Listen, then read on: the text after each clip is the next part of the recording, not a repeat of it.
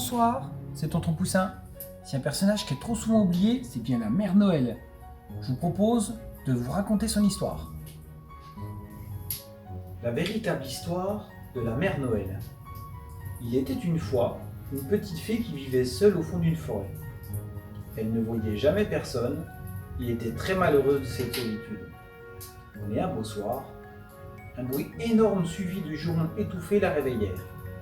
Elle sortit en hâte de sa maison et tomba sur un drôle de spectacle. Un grand traîneau en bois, attelé de 8 rennes, se trouvait dans la clairière.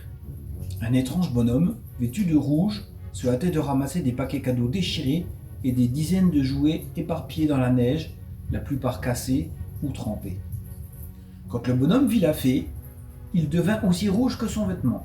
« Oh, bonjour mademoiselle, je suis désolé de... »« Qui êtes-vous » l'interrompit la fée, curieuse. « Je suis le Père Noël, » répondit le bonhomme. « Aujourd'hui, c'est le 24 décembre. Je distribue des cadeaux à tous les enfants. Mais en survolant la forêt, j'ai heurté la cime d'un sapin et patatras. Presque tous les jouets sont cassés, c'est une catastrophe. »« Laissez-moi vous aider, » s'écria la fée. « Ce n'est peut-être pas si grave. » Vite, elle se mit au travail. D'un souffle, elle sécha les ours en peluche mouillés, et d'un coup de baguette magique, elle leur donna vie. « Petit ours, écoutez-moi. Je vous charge de revisser les têtes de vos amis les poupées. » Et les oursons obéirent. Pendant que le Père Noël réparait le mécanisme des robots qui avaient perdu la parole, la fée recouvrit de mousse et de feuilles tressées les jouets dont le papier cadeau était abîmé.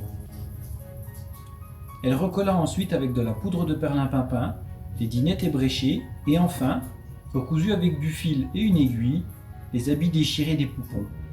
Grâce à elle, le Père Noël put repartir.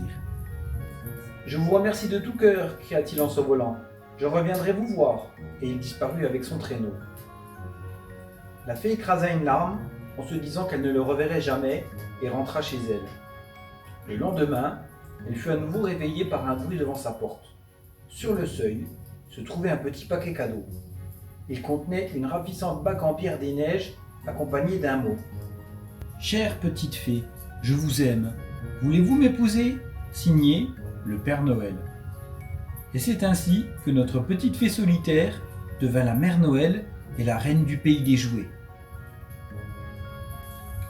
On en parle moins souvent et pourtant c'est un personnage très important. Alors ce soir, je lui fais un bisou comme à vous et je vous dis à demain soir pour une autre histoire.